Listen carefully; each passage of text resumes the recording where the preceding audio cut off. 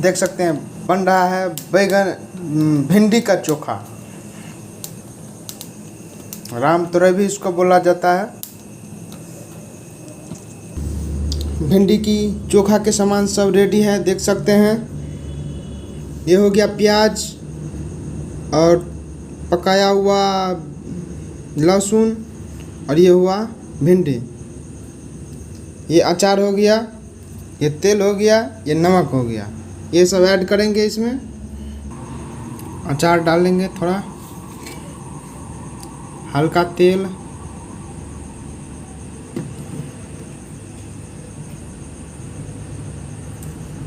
एक चुटकी नमक,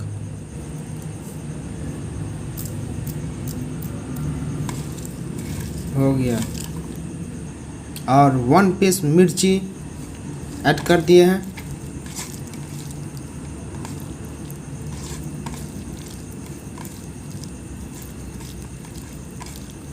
चोखा बन के रेडी है। देखा जाए इसका टेस्ट कैसा है। लवली, बहुत सुंदर।